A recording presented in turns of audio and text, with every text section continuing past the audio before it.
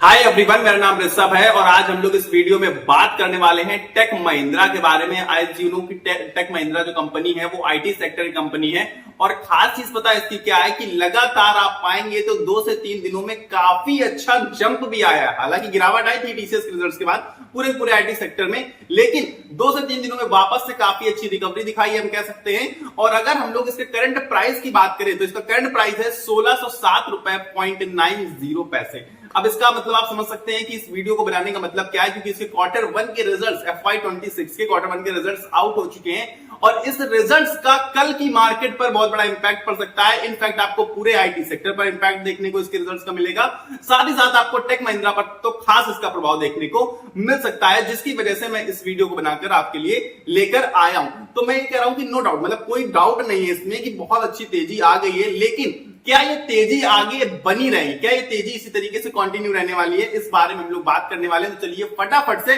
शुरू करते हैं टेक महिंद्रा के क्वार्टर 1 के रिजल्ट्स के बारे में। तो सबसे पहले बात करेंगे रेवेन्यू की। तो रेवेन्यू आप पाएंगे तो ईयर ऑन ईयर बेसिस पर बढ़ा है और बढ़कर पहुंच कितना गया है 13,351 करोड़, यानी कि ईयर ऑन ईयर बेसिस पर रेवेन्यू में जंप है, ठीक ठाक सा जंप है हम कह सकते हैं। लेकिन एक मार्जिनल सा डिफरेंस आएगा अगर आप क्वार्टर ऑन क्वार्टर बेसिस पर देखेंगे तो बहुत हल्का सा आपको रेवेन्यू में डिक्रीज होता हुआ दिखेगा, लेकिन कुछ खास अंतर नहीं मिलेगा। ऑलमोस्ट आप कह सकते हैं कि इक्वल। तो रेवेन्यू तो ठीक ठाक से मैं कहूंगा, रेवेन्यू में तो कोई खास बुराई मुझे खास नजर नहीं आ रही। लेकिन अगर हम बात करें प्रॉफिट की तो प्रॉफिट भी ईयर ऑन ईयर बेसिस पर 34% से बढ़ा है नेट प्रॉफिट। इसका मतलब है कि बहुत शानदार, बहुत धुआंधार और बहुत धमाकेदार रिजल्ट्स आए हैं। लेकिन जब आप इसका कंपैरिजन इसके लास्ट क्वार्टर से करते हैं तो आप पाते हैं कि काफी अच्छे खासे मार्जिन से, मतलब ठीक ठाक सी गिरावट है, यानी कि अभी भी 34% से ईयरली बेसिस पर, यानी कि जून 2024 के जो क्वार्टर ऑन क्वार्टर बेसिस पर जो थे हमारे प्रॉफिट्स, वो जून 2025 से 34% कम थे, यानी कि 34% से नेट प्रॉफिट में जंप है ईयरली बेसिस पर। मगर अगर आप इसके लास्ट क्वार्टर का प्रॉफिट उठाकर देखेंगे तो पाएंगे कि अभी भी लास्ट क्वार्टर का प्रॉफिट इसके इस क्वार्टर के प्रॉफिट से ज्यादा है। मतलब प्रॉफिट में एक स्लाइटली और रेवेन्यू में भी एक स्लाइट सा डिक्रीमेंट आपको देखने को मिलेगा अगर आप कंपैरिजन करेंगे इसके प्रीवियस क्वार्टर से। लेकिन अगर आप ईयर ऑन ईयर बेसिस पर देखेंगे तो दोनों में ही, चाहे वो रेवेन्यू हो या फिर प्रॉफिट हो, ठीक ठाक सा इंक्रीमेंट देखने को मिल रहा है। मतलब रिजल्ट्स आप कह सकते हैं कि काफी हद तक मिले जुले से रिजल्ट्स हैं कि ईयरली तो बढ़े हैं लेकिन क्वार्टरली गिरे हैं। तो खास बहुत बड़ा इंपैक्ट नहीं पड़ना चाहिए इसका रिजल्ट्स का हमारे स्टॉक प्राइस पर या स्टॉक्स पर। लेकिन मैं आपसे कहूंगा कि रिजल्ट्स आपके हिसाब से मिले जुले हो सकते हैं, लेकिन मेरे हिसाब से रिजल्ट्स खराब है। खराब क्यों है उसका रीजन मैं आपको समझाने की कोशिश करता हूं कि खराब रिजल्ट्स तब होते हैं जो मार्केट एस्टिमेट्स होते हैं, यानी कि मार्केट को जो अनुमान होता है, अगर उसके बेसिस पर रिजल्ट्स खराब आ गए तो आप यकीन मानिए आपको कितने भी अच्छे रिजल्ट्स लगे, मुझे कितने भी अच्छे रिजल्ट्स लगे, लेकिन आपको स्टॉक प्राइस में गिरावट देखने को मिलेगी। और ये मार्केट एस्टिमेट्स को बीट नहीं कर पाया, इनका जो भी प्रॉफिट आया है वो मार्केट एस्टिमेट्स को बीट नहीं किया है। मैं आपको बता देता हूं कि मार्केट को इससे क्या उम्मीद थी। तो मार्केट की जो अनुमान था इससे तो 1211 करोड़ का था, जबकि इसका जो नेट प्रॉफिट निकल कर आया है वो आया है 1141 करोड़ का, जो कि आप पाएंगे तो क्वार्टर ऑन क्वार्टर बेसिस पर हल्का सा डिफरेंस था, थोड़ा सा गिरा था, लेकिन ईयरली जो था वो 852 करोड़ से बढ़कर 1141 करोड़ हो चुका था। लेकिन जो मार्केट को अंदाजा था वो था कि इसका नेट प्रॉफिट आने वाला है 1211 करोड़ रुपए का, यानी कि मार्केट एस्टिमेट्स को बीट नहीं कर पाया है और ठीक ठाक मार्जिन से डिफरेंस है मार्केट एस्टिमेट्स में। इसका मतलब है कि कल के मार्केट में जब मार्केट ओपन होगी तो आपको टेक महिंद्रा में गिरावट देखने को मिल सकती है। मे भी वो गिरावट बहुत बड़ी ना हो, लेकिन फिर भी आपको इस स्टॉक प्राइस में एक्शन काफी भरपूर देखने को मिलने वाला है, यानी कि कल टेक महिंद्रा में काफी ज्यादा हलचल मची रहेगी। इसका सीधा सा मतलब यह है कि वॉल्यूम्स में इंक्रीमेंट होने की चांसेस ज्यादा नजर आते हैं। अब मैं आपको बता देता हूं कि सिर्फ और सिर्फ टेक महिंद्रा पर नहीं, इसके रिजल्ट्स का असर पूरे के पूरे आईटी सेक्टर पर पड़ने वाला है। जैसा कि आप लोग ऑलरेडी देख चुके हैं कि जब टीसीएस के रिजल्ट्स आए थे, नंबर्स खराब थे टीसीएस के भी, तो टीसीएस के रिजल्ट्स का इंपैक्ट पूरे के पूरे आईटी सेक्टर पर पड़ा था, उस दिन पूरा आईटी सेक्टर गिरा था।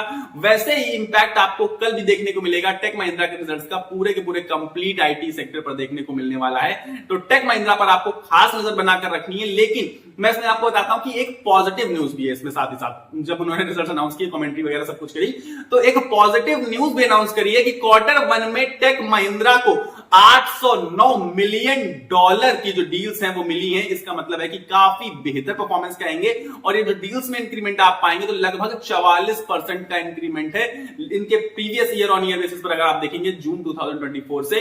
तो मुझे पसंद लगता है कि काफी हद तक इन्हें काफी अच्छा कामकाज है, डील्स काफी अच्छी मिली है, इन्हें काफी अच्छी तरीके से जीती है इन्होंने डील्स। हम ये कह सकते हैं कि 809 मिलियन डॉलर एक बहुत बड़ा नंबर होता है। तो डील्स में तो कोई बुराई नहीं, यानी कि काम इन्हें बहुत अच्छी तरीके से मिल रहा है, काम आगे बढ़िया चलने वाला है। लेकिन हल्का फुल्का सा रिजल्ट्स जो निगेटिव है उसको क्या ये जो डील वाली न्यूज है क्या उसे कवर कर पाएगी, क्या इस स्टॉक प्राइस की गिरावट को रोक पाएगा? क्योंकि अभी तक 2-3 दिन में आप पाएंगे तो अच्छा खासा जंप हो चुका है। इनफैक्ट आज भी करीब करीब 1.25-2% के आसपास से तेजी दिखाई दी स्टॉक ने।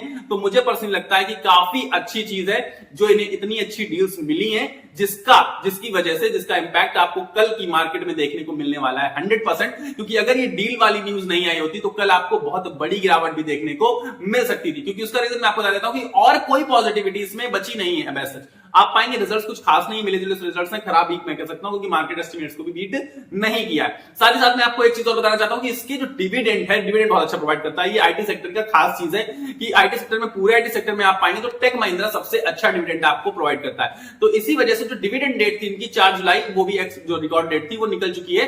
तो अब मोस्टली आप पाएंगे कि लोग सेलिंग करेंगे यार। अगर डिविडेंड डेट आगे की होती तो बाइंग करने आते हैं लोगों को, क्योंकि डिविडेंड चाहिए होता है तो बाई करते हैं स्टॉक को। लेकिन अब बाई करने के लिए बहुत ऐसा कोई एक्स्ट्राऑर्डिनरी रीजन नजर नहीं आता है, तो सेलर्स आपको ज्यादा देखने को मिलेंगे, जिसकी वजह से स्टॉक के गिरने के चांसेस कंपैरेटिवली बढ़ जाते हैं, ऐसा मुझे पर्सनली लगता है। लेकिन अभी एक और डिविडेंड ये आपको देगा और अच्छा खासा डिविडेंड रहता है। अभी 30 रुपए का दिया था, इसके बाद भी आपको 20, 25, 30 रुपए का डिविडेंड मिल सकता है अच्छा खासा, क्योंकि टेक महिंद्रा आईटी सेक्टर में सबसे बेहतरीन डिविडेंड आपको प्रोवाइड करता है। तो डिविडेंड के बेसिस पर बहुत अच्छा स्टॉक है। साथ ही साथ रिजल्ट्स में कहूंगा खराब नहीं, क्योंकि देखिए अभी भी इस कंपनी बहुत अच्छे प्रॉफिट में और बहुत अच्छे तरीके से कामकाज कर रही, बढ़िया डील से बढ़िया कामकाज मिल भी रहा है। तो नहीं, कंपनी में कोई खराबी नहीं हो। आईटी सेक्टर ऑब्वियस बात है कि आईटी सेक्टर तो देखिए पूरी तरीके से अमेरिका से चलता है। अमेरिका से कोई अच्छी खबर आती है तो आईटी सेक्टर बिल्कुल रॉकेट हो जाता है, और अमेरिका से बुरी खबर आती है तो आईटी सेक्टर गिरता है। तो इस वजह से आपको बहुत ज्यादा घबराने की, बहुत ज्यादा सोचने समझने की जरूरत नहीं है इसमें। ऐसा मैंने आपको रिजल्ट्स बता दिए, सारी चीजें लगभग आपको समझाने की कोशिश करिए, बताने की कोशिश करिए। लेकिन अगर अभी भी आपको कुछ भी डाउट रह गया है, कोई चीज आपको पूछनी तो आप मुझे कमेंट बॉक्स में जरूर से जरूर पूछ सकते हैं। लेकिन अगर आप मेरे पर्सनल ओपिनियन जानना चाहते हैं, क्योंकि मैं सेबी रजिस्टर्ड नहीं हूं तो मैं आपको बाय या सेल कॉल नहीं दे सकता हूं। अगर आप कोई फाइनल कॉल ले रहे हैं तो अपने एनालिसिस के बेसिस पर लीजिएगा, मेरे एनालिसिस के बेसिस पर नहीं। मैं आपको सिर्फ और सिर्फ एजुकेशनल पर्पस से ये वीडियो बनाई थी, या फिर अपने फाइनेंशियल एडवाइजर से आप पूछ कर ले सकते हैं। तो अब मैं आपको बता देता हूं अपना पर्सनल ओपिनियन, क्योंकि पर्सनल ओपिनियन जानना मेरा बहुत जरूरी है आपके लिए। मैं पर्सनली कहूंगा कि फ्रेश बाइंग के लिए मैं मना करूंगा, क्योंकि काफी अच्छा मुझे लग रहा है, प्राइस बहुत ठीक ठाक पहुंच गया। 1600 के ऊपर अगर प्राइस है तो ठीक ठाक है, अपने मतलब वर्थ प्राइस है। मैं ये नहीं कह रहा हूं कि ज्यादा है, मैं ये नहीं कह रहा हूं कम है। तो पर्सनली मैं अभी बाइंग अवॉइड करने के लिए कहूंगा। अगर 1500 के नीचे आता तो मैं बहुत अच्छी बाइंग कहूंगा कि बहुत अच्छी अपॉर्चुनिटी बनती हुई दिखेगी टेक महिंद्रा में, लेकिन शायद ही होते हुए ना दिखे आपको। तो फ्रेश बाइंग के लिए मना करूंगा अभी हाल फिलहाल रिजल्ट्स को देखते हुए। कल मार्केट में क्या एक्शन होगा ये बात देखने लायक होगी। बाकी आपको कहीं नहीं जाना वीडियो को बिना लाइक किए हुए, क्योंकि वीडियो बनाने में थोड़ी सी मेहनत लगती है, और अगर आप लोग एक वीडियो को लाइक कर देते हैं तो मुझे बहुत ज्यादा मोटिवेशन और सपोर्ट मिलता है। साथ साथ मैं आपको बताना चाहता हूं कि लाइक फ्री ऑफ कॉस्ट होता है। आप लाइक का बटन दबाकर देख लीजिए, 1 रुपया नहीं कटेगा आपका, तो लाइक कर दीजिए वीडियो को। साथ ही साथ चैनल को सब्सक्राइब कर लीजिएगा, ताकि आप सभी को रेगुलर बेसिस पर मेरे द्वारा शेयर मार्केट से रिलेटेड वीडियोस मिलते रहे, क्योंकि मैं रेगुलर बेसिस पर शेयर मार्केट को कवर करता हूं, और साथ साथ IPL analysis, stock specific analysis, सारी चीजें वीडियो के थ्रू आप तक पहुंचाने का काम करता हूं। तो अगर आप रेगुलर बेसिस पर शेयर मार्केट से रिलेटेड वीडियोस मेरे द्वारा चाहते हैं, क्योंकि बहुत सारे लोग बनाते हैं, तो मेरे द्वारा अगर आप चाहते हैं तो चैनल का सब्सक्राइब बटन नीचे आ रहा होगा, उसको दबाकर मेरे साथ जुड़ जाइएगा। मिलेंगे अगले वीडियो में, तब तक के लिए आप सभी को अपनी सेहत का ख्याल रखना है। स्वस्थ रहिए, मस्त रहिए। नमस्कार, धन्यवाद।